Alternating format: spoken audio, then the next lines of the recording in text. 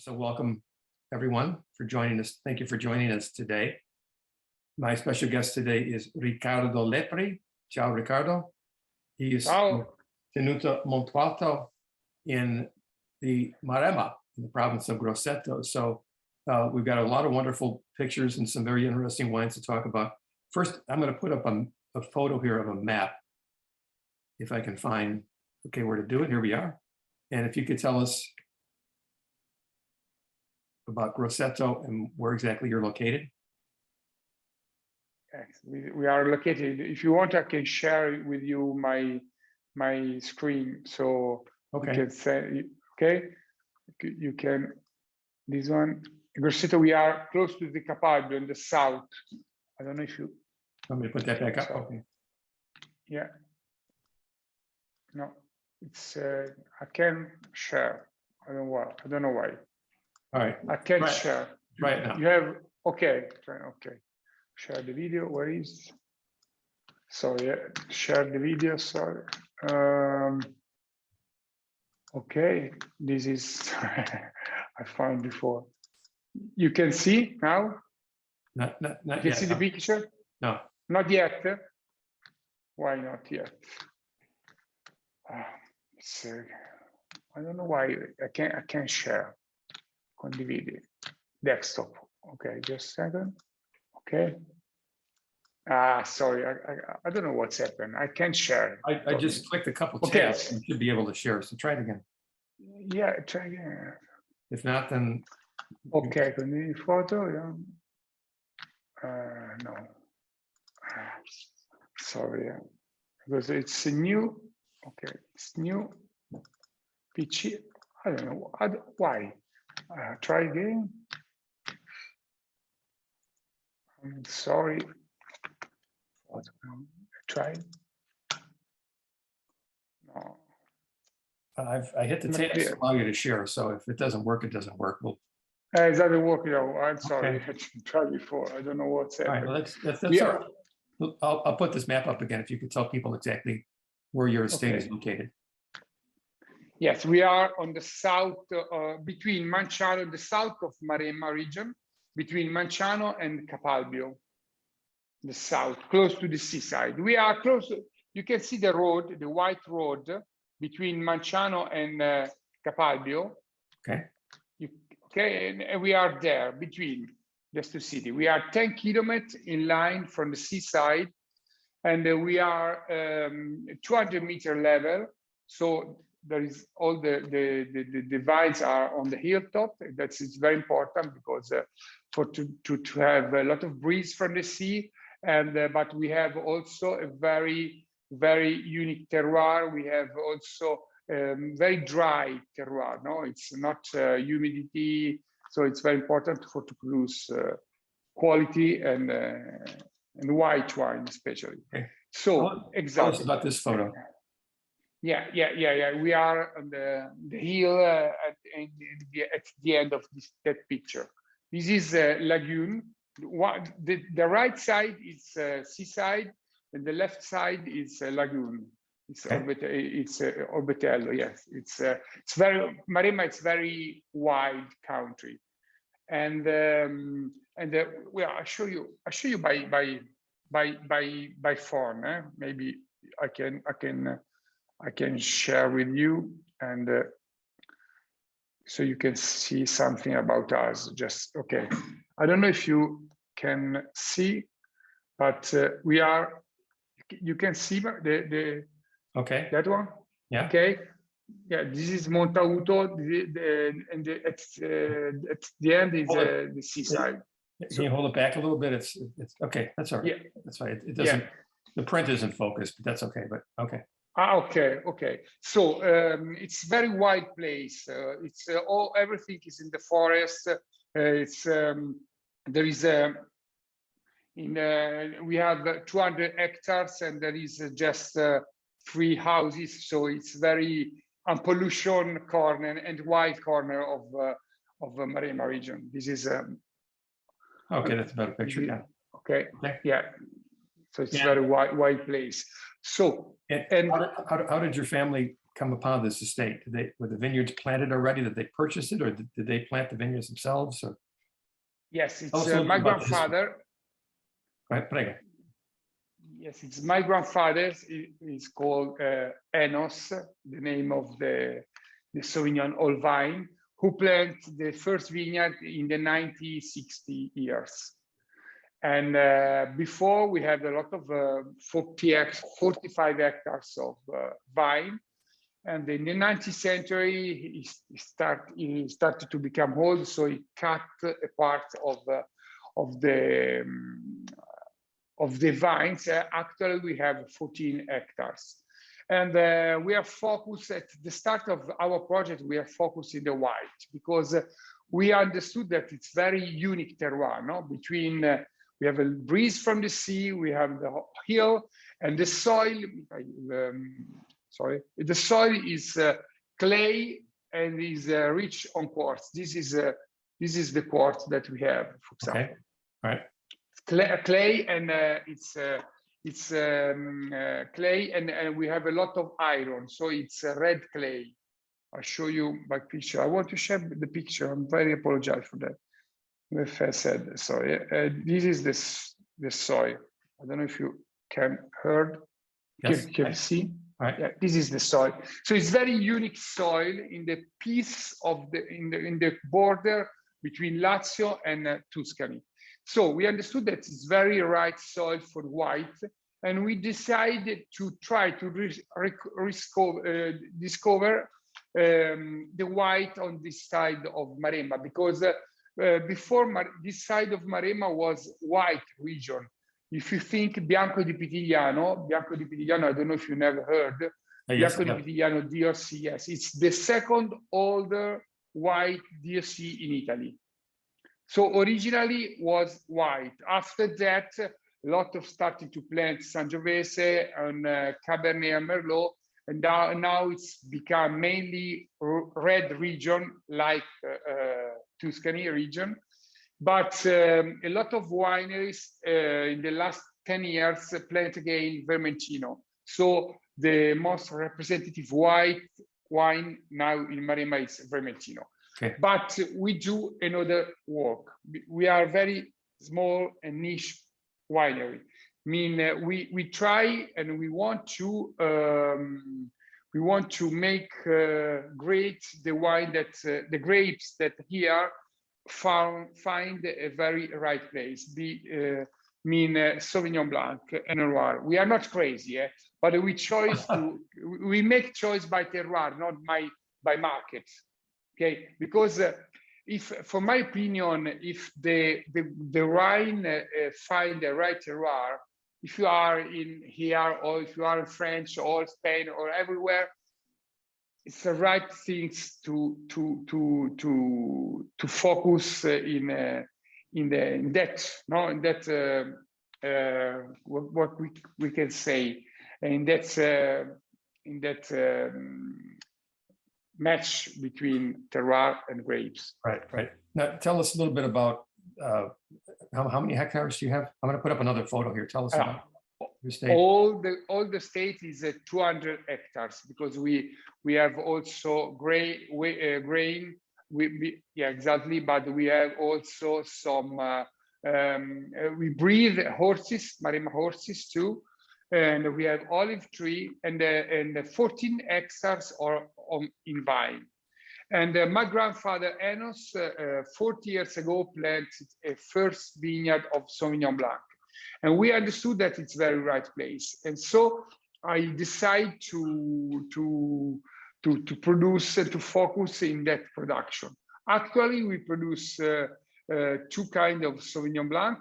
One is Josiah that we're going to test, and Enos Primo. All the harvest, all the state is organic state, so we not use any kind of pesticide.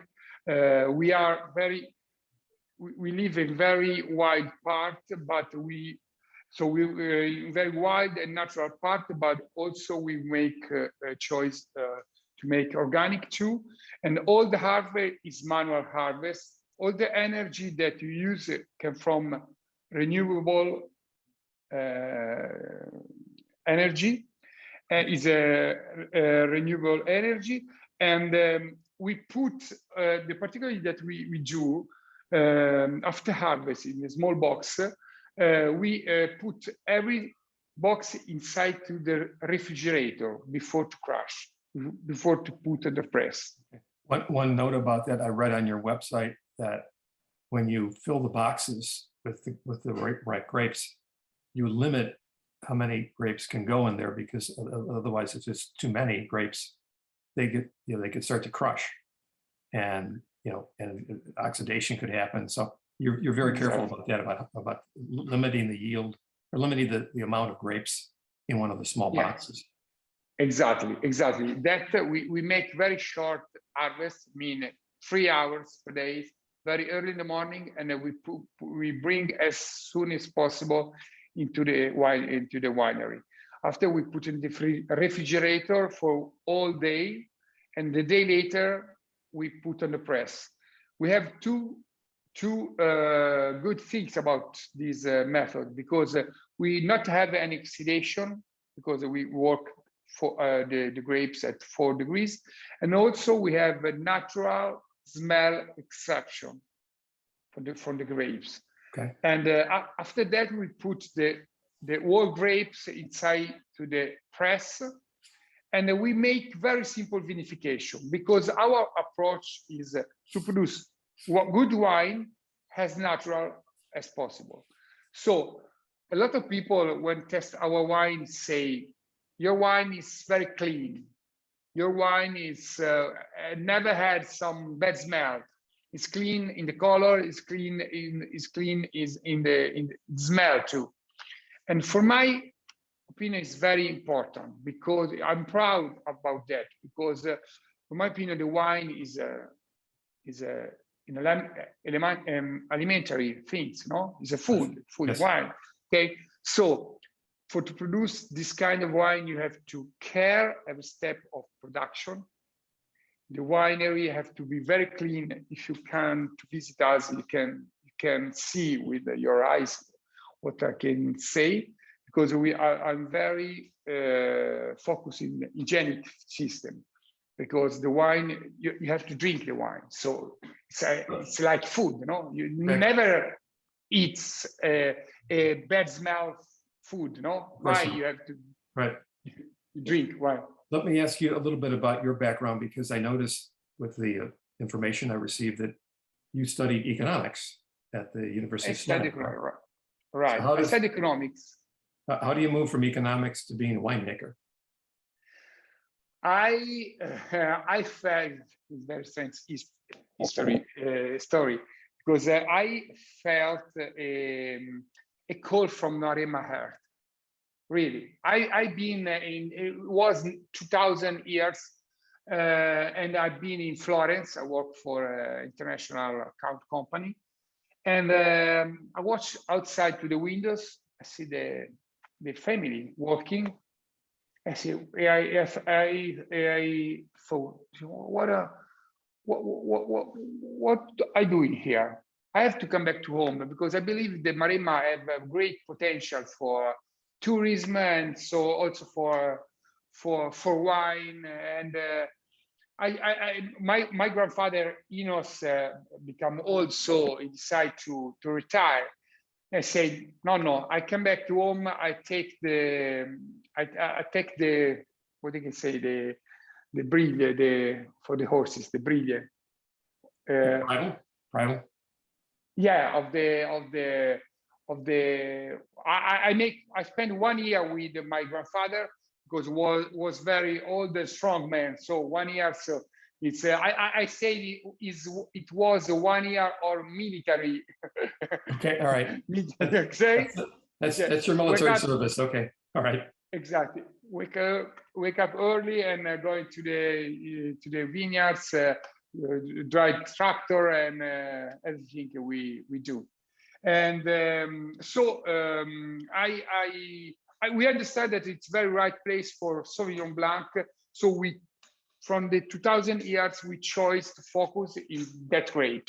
That is very difficult, because you have to care much more than the other grapes, because you have to choose the exactly day of the harvest, because you can lose the smell, the elegance, everything, and after you have to follow in the vinification time. We test every tank 4 times per day, because if the wine going reduction, you need to move from one tank to other tanks very, very quickly, and in every time during the day. So we make move the wine at 11 during the night, every time of the day. So we care like a baby. I put up a picture here of which I love. Yes. So tell us about your family here. Yes, my wife breed horses. So she's very passionate in breed, everything breed, because she breeds dogs, dachshund. She breeds horses, Maremma horses. So it's very passionate in animal in general. And my children actually study, and they like to drink wine. They're young, but they that means they're Italian. So yeah, to drink wine. And I tried one time to give some whiskey. I thought, oh, they can like whiskey. That's a little strong. The smell good. Try. That's right. Well, but they're not very old. I mean, it's I know in Italy you drink wine a little younger, but whiskey that would be a little bit much, I think. At their no, my drink, just test on the tongue there, just test. No. And I want to put a picture up here. You mentioned horses, and I absolutely love this photo. Tell me about this. Okay, this is Maremma horses with the Maremma saddle inside to the vines. This picture can tell something about Montauto. This picture tells that Montauto is, yes, vines, but it's a wild place. It's a real Maremma region, wild and natural place. Right. It's my passion. That's not you on the horse, is it? Or? Yeah, I mean. Oh, that's you. That's, okay. Yeah, it's me. That's a beautiful photo. This was a Mexican photographer. Yeah, my compliments to him. That's a beautiful composition, and it just immediately just tells you about the land and about the horses. So yeah, people probably don't know that further north along the coast, of course, in the province of Livorno, up in the north, you have the famous estate Tenuta Montauto, which makes Sassicaia, and they have their own several acres there, probably more like several dozen acres there, but they breed horses as well. They're very famous for thoroughbred horses. So I know the Marchese in Cisa della Rocchetta. He drink many times our Sauvignon Blanc, our Enos Primo. Oh, that's so I know. Yeah, we met. That's a great recommendation. So I sorry. No, go ahead. Let's talk about the first one, which is the Sauvignon. The first one is it's Sauvignon Gessaia. Gessaia is the name of the river who passed through the vines. Okay. So Gessaia, it's I can tell it's our most representative white wine, because it has a very great relation between quality and price. It's fresh. You can feel the minerality. This one that we test now, actually it's 2020. Yes, 2020 here was a very, very dry and warm vintage. So the main characteristics of our wine is, and that what we're looking for in the wine is elegance, freshness, and the drinkable. From my opinion, the wine has to be easy to drink, okay? Because the function of the wine, for my opinion, is to clean the palate after eating. You drink, you have a bit of a piece of food after you drink, and you reset your palate. and your palate is ready for the next piece of food. So you the important of is that the wine has to support the food, no? So our wine, it's also complex. They change, they are live, you know, they change inside the glasses. I don't know if you test the wine and if you smell before. I did. I'm looking at my notes here, and I tried it earlier. I said that the aromas, I don't know the word in Italian, but they're really classic, they're really textbook. I mean, you've got this freshly cut hay, and there's some bell pepper, and you know, certain herbs like coriander and chervil, things like that. But there's no oak on this wine, correct? Absolutely not, because I explain why. Because here in Maremma we have a lot of sun, so we for our philosophy we care the wine from the vines and the grapes from the sun. Mean we leave the grapes totally covered under the leaves.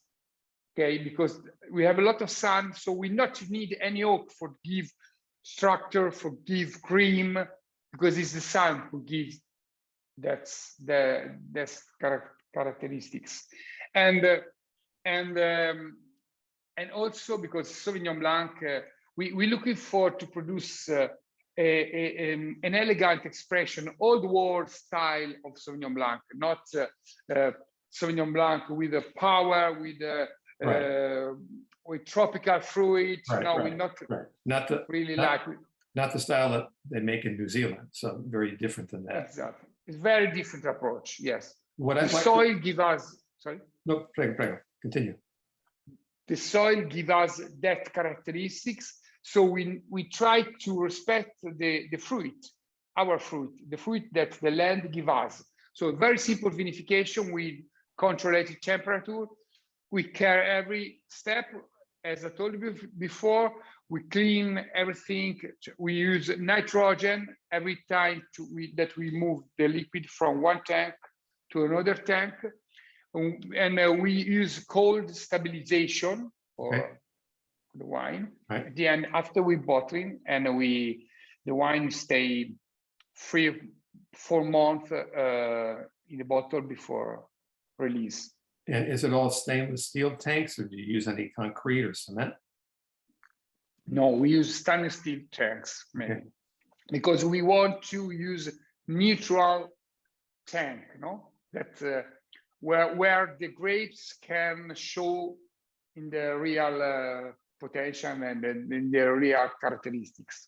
Yeah, I don't know if you explained it well. I'm looking at my notes, and I said that the wine is beautiful now, but in 2 or 3 years it'll be even better. I mean, it'll just offer a little more character and more complexity. So that's the key of a very, very well-made wine. Yeah, mi vendi la bottiglia di Cessaia, quello vecchio, in frigo.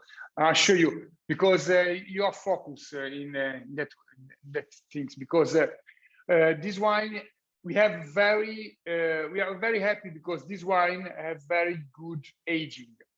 I like to make some experiments, like we open the bottle and we leave. I'll show you. I'm very apologetic that you can test this one, but this one is Cessaia 2011. Okay. Maybe you can see. We opened this bottle in the 12th of May. Okay, and I leave inside the refrigerator with the cork, right. And we test when the people come here. I give it drops because the wine is amazing. There's still freshness. The color is light. Yes. It's 10 years old. Yes, it's amazing. Evolution. You had a quote.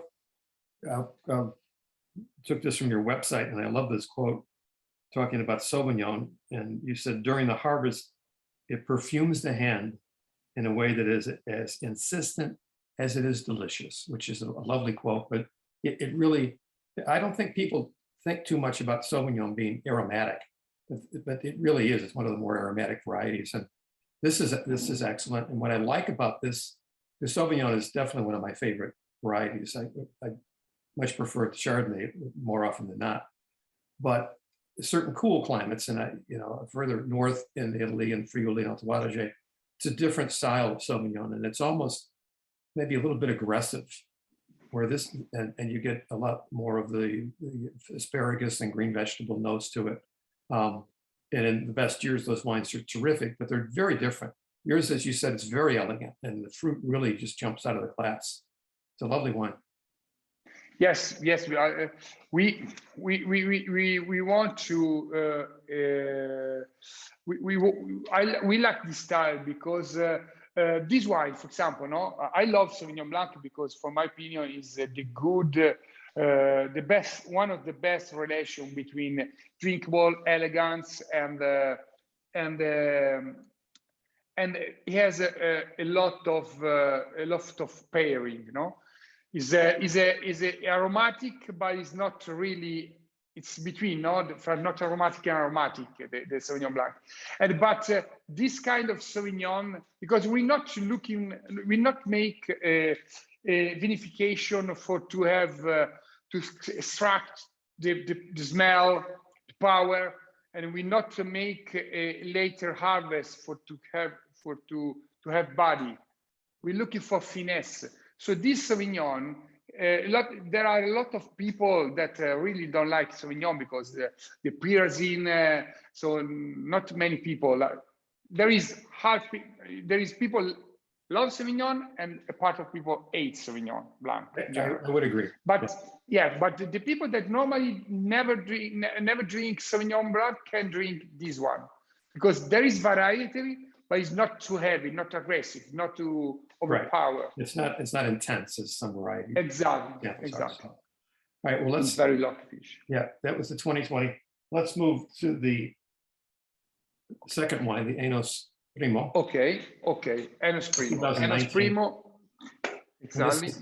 This is listed as Vecchie Vigne, so these are older vines. Yeah, this is older wine. Enos was named by my grandfather, who planted this vineyard more than 40 years ago now. Okay, you show the bottle. The difference between...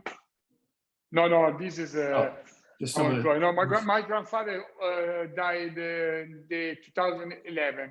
Okay. It's 91 year. Wow. And he drank 1.5 liters of wine per day.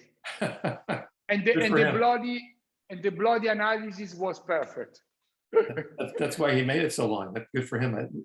We should all follow that recipe. So bravo. Okay. Yeah. So the difference between these two Sauvignon is the age of the plant and the vine system. Josiah is Cordone Speronato, so the regular size of the height of the plant. Then the Enos was it's high plant that you show before when I was at riding horses. Okay, we'll put that up.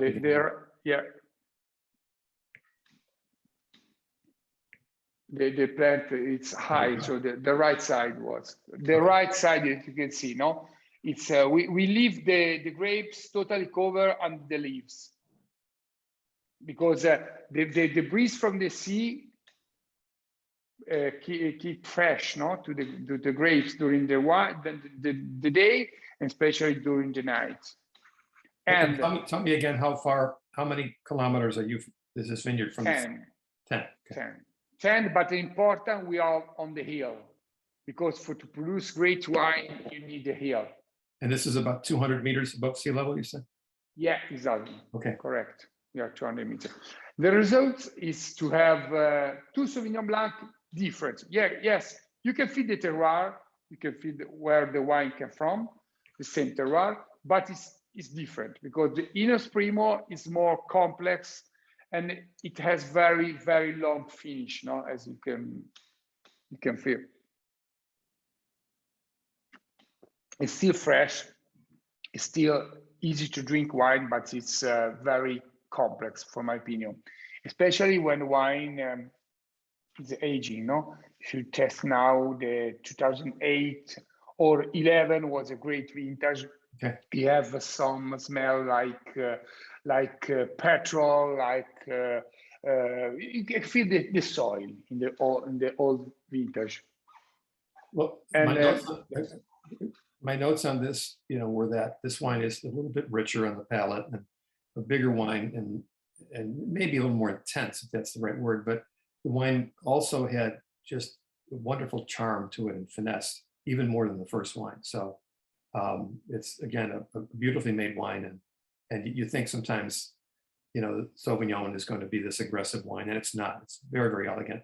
I thought this would work with even more foods, not only shellfish, but white meat, certain dishes of pork or veal or chicken. It would be beautiful pairing. I agree. You can drink also with some cheese, some pecorino. You have to try. Yeah. And what were the differences? I know these are older vines and a different wine, but this is 2019. What were the differences between that and 2020?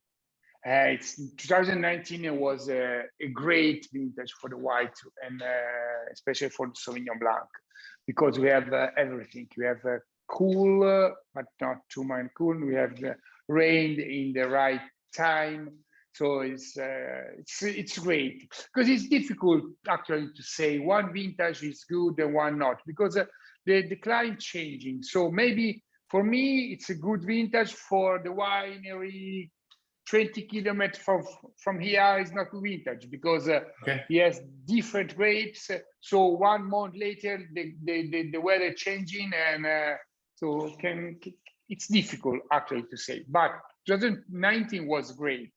2020 was a little bit more difficult vintage. Okay, it's more warm. And how was 2021?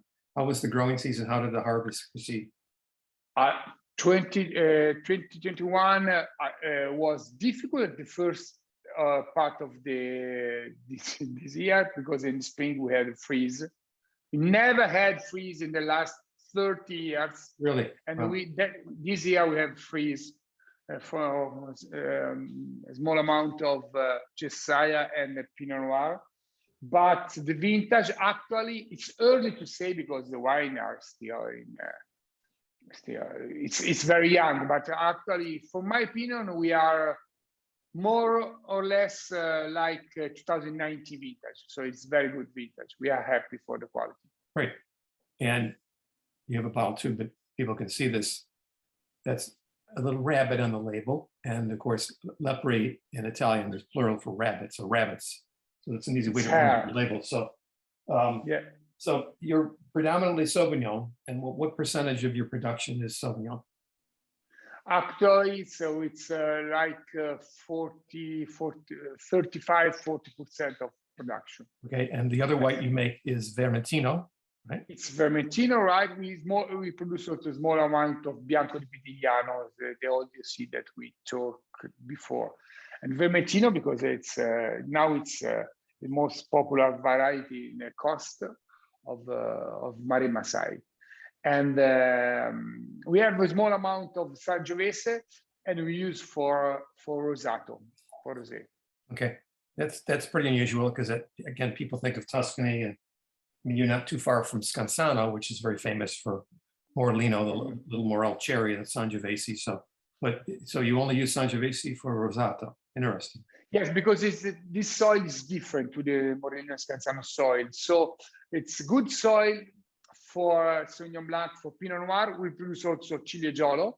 So we produce 2 indigenous grapes, Vermentino and Ciliegolo, and 2 international like Sauvignon Blanc and Pinot Noir. We have a small amount. My grandfather planted a small amount of Sangiovese, and we thought before we can overgraft or we can remove and plant Sauvignon again, but this kind of Sangiovese gives us a good acidity to produce sparkling and to produce rosé. So it's very unique and crispy products. Yes, I saw on the website that you also produce a Metido Classico, and exactly. Only with Sangiovese. That's unusual. So only we are second. How many bottles of 5,000. 5,000 bottles per year. We like to discover new things, you know. Many times it's difficult for the market. I understand for my customer it's difficult. No, if sometime I introduce in the market one new wine, but we like to see what the soil can give us. Yeah, that's great. And you never know where it's, in what direction you're going to head, and I guess what the market does. But even if you don't sell a bottle, I mean, like you said, it's a new project. It's curious. You just, I think you improve yourself. You improve your status. You improve your education. You improve your outlook when you try new things. And sometimes they fail, but you know, you have to take those steps. So we'll get to we also make Pinot Noir, which I tried. We'll get to that in a minute. But I didn't try the Ciliegiolo, and I know this is a grape that's in many many vineyards in the area. What's the difference between Ciliegiolo and Sangiovese in terms of flavors and tannins and acidity? Okay, the Ciliegiolo, some people say that it's the father of Sangiovese. It's old grapes than Sangiovese. It's the same family, okay, but you're right, it's different characteristics. The Ciliegiolo is a more aromatic, more fruit than Sangiovese, and good body, and a little bit less tannin. I talk about our Ciliegiolo because every grapes show a little bit different characteristic about if they find a different terroir, no, not just soil, but also climate, weather, wind, or something like that. So our Ciliegiolo, it's very like energetic wine. It's red, but it's fruity. You can find the same fruity on the palate that you can find on the smell, but has a good balance, good volume, but not too heavy. So it's you can drink the Ciliegiolo. You can drink for aperitif, but you can drink also with some meats, some T-bone or burger. So it's very easy, and you can pair it with a lot of food. So Ajan, this year our the Guardian paper, okay, puts our Ciliegiolo in the 5 red wine that you can drink cool, a little bit chill during last summer. Yeah, let's go compliment it. That's great. Thank you. But one question before we move to the Pinot Noir, but I noticed on the Sauvignon, the designation is Maremma Toscana DOC. I'm always, I thought it was an IGT, but so when was that created? I have to say, I like that, the fact that it's a DOC now. So tell me about that DOC, Maremma Toscana. Maremma, it's a big region, and we have a lot of different soil, and actually we have a lot of different grapes inside. So the DOC, actually you can produce Maremma DOC with some Bordeaux blend like Cabernet and Merlot, but we also Sangiovese, and also with Sauvignon Blanc, but not Pinot Noir. For that reason, we produce IGT Pinot Noir. And Maremma, it's yes, it's young region. Talk about wine talking. But we started to make wine 3,000 years ago, because here, especially here, close to Montauto, 10 kilometers far from Montauto, there is Vulci. Vulci is Etruscan, was very famous Etruscan port, and they produce wine here, and they exported wine in Greek and in Gallia.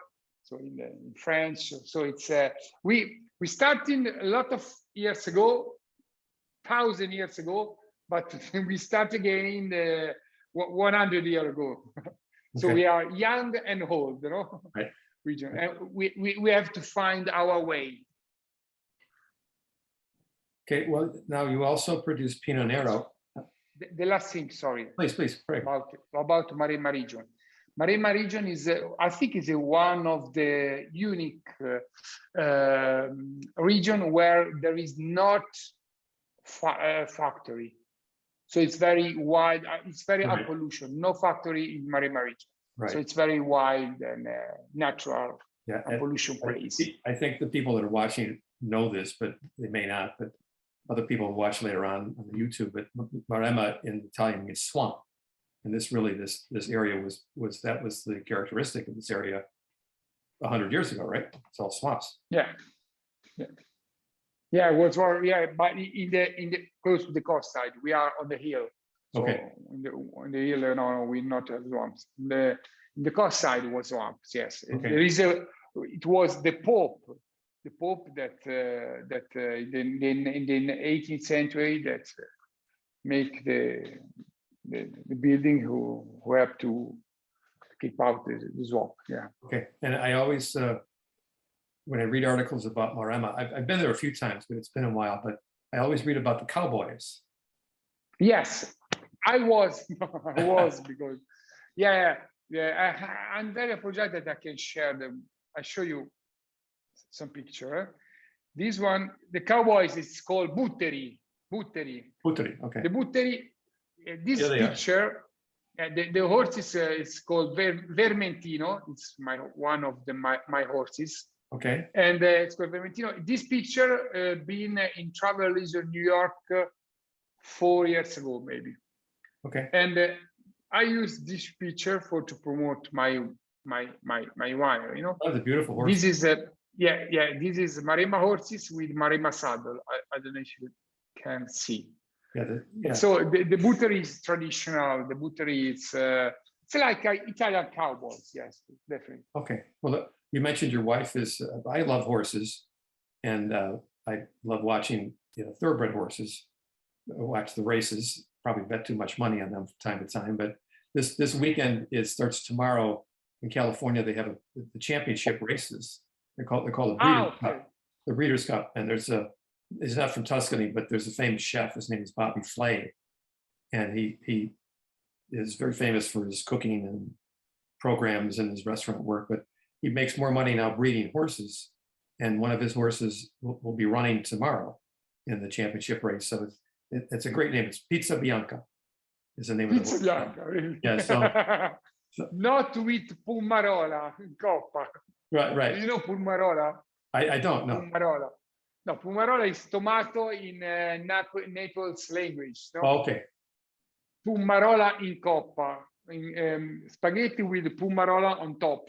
Oh, okay. I didn't know that. I'll be down in Napoli. I'll be in Napoli for a day in a few weeks, so I'll have to try that. So, great. Well, let's talk about the Pinot Nero. Pinot Nero. Last here. So Pinot Nero. When we understood that it was the right place for Sauvignon Blanc, with our friend and winemaker called Fabrizio Moltar, we talk during the lunchtime. We talk, we drink, and he said, Ricardo, we have to try to plant some Pinot Noir, because if it's the right place for Sauvignon Blanc, for my opinion, it's the right place for Pinot Noir. So we plant first vineyards, and in 2010 we make the first bottle of our Pinot Noir. The result is to have it's on the line with the Sauvignon Blanc. No, like if you compare, for my opinion, if you compare with United States Pinot Noir, if you compare this style with the Oregon Pinot Noir, I don't know if you agree. Yeah, it depends. I find this is somewhat a little bit like some of the wines from Russian River Valley, if you've had those. Washington Valley? No, Russian River Valley and Sonoma. Russian River Valley. Okay. Russia. Okay, so the style is very, very light. You can see the color. Okay, and the nose. I love the nose in general, because it's very. It's also balsamic. Yes, you can find a red grapes, a red berry, red fruit. Sorry, not red fruit, but also some balsamic note like rhubarb. You know rhubarb. I found a little bit of that too. I also, when I first opened the wine, found a little note, excuse me, of nutmeg. Okay. Which kind of disappeared now, but yeah, I get more of the rhubarb now, but a fascinating aroma to it. So yeah, it's not a big fruit bomb of a Pinot Noir. No. More, it's like it's crisp. It's right. Very right. You can serve also during summertime a little bit chill. Exactly. Some roast seafood. And this is very good flavor. This is 2019 vintage, so you said that was great for Sauvignon. Another great vintage for Pinot Noir, Pinot Noir. Exactly. It was. Yes, very good vintage also. This is young because for my opinion, next 6 months will be more complex. But I like the drinkable of this wine. This is if you share with your friends at the table, you drink a bottle in 10 minutes because it's very easy. No, it's easy. It's fruity, but it's fresh fruity, and also you can find the same fruitiness, but in light expression in the palate. Yeah, I think we need more wines like that. I think sometimes, people get excited when they see 95, 97 points and age the wine for 20 years or something. But, it's some of those wines, they might need 20 years. You really can't drink them tonight. And we need more wines that are a little more down to earth and low key and have a lot of charm and go with a lot of different foods. And it's, as we say, wines that you don't have to think about. Wines you just enjoy. Exactly. And this one you can also with some Asian food, you can drink because it's light. It's light, but it's simple, but simple in the elegant expression of simpleness. Right. Yeah. We have a lot of Thai restaurants in Chicago where you can bring your own wine. So I think this would be great with like Thai pork would be a perfect match. So great. Yeah, exactly. I agree. I totally agree. And sorry? How many bottles of this do you produce a year? Depends the vintage. This is very changing because the Pinot Noir is very strange grapes because it's one of the most difficult red grapes to work with because with this you have to choose the exactly day of production because it's a kind of grapes that if you wait 1 or 2 days, you have richness, but you lost elegance. And you lost the main characteristics of that grapes. And so normally we produce 5,000, 6,000, depends on the vintage of Sauvignon Blanc. Of Pinot Noir. Pinot Noir, okay. Yeah. And but it's wine that I want to drink every day because it's my palate in general. I talk about my palate. I like the freshness of this wine. I do too. Last question is, we talked before we started the webinar about your importers. So in the United States, most of the people watching this will be from the United States. So where are your importers? My importer is actually we have a small importer in the north of New York, and we have importer in Michigan, in the Ohio. Okay. And we export also in a small amount in Oregon and in Wisconsin. Okay. Well, I'll have to find you one here in Chicago because these wines should be here. Yeah, we have. Yeah, I have to because I want to have a reason to come in Chicago. No, absolutely. A good reason. No, a good reason because when you travel for business, when we travel to promote our wine, is the best way to leave one city. Just looking at one chat here, so. Oh, and I have one gentleman here who lives in Europe. He says, can the Europeans contact you directly as far as purchasing the wine? Sorry? One gentleman that's watching who lives in Europe, he wants to know if he can contact you directly and purchase the wine. It's we can try, but it's difficult for the government restriction. but I don't know, we export, sorry, also in Georgia. So also in Georgia. Where the people ask come from? I don't, Jess, what, can you type that in? Oh, he's in Luxembourg. Luxembourg, yeah. Luxembourg, yes, we can say. We have some customer there. So yes, we Good. can do. Okay. They can contact us in our mail. All right. Very good.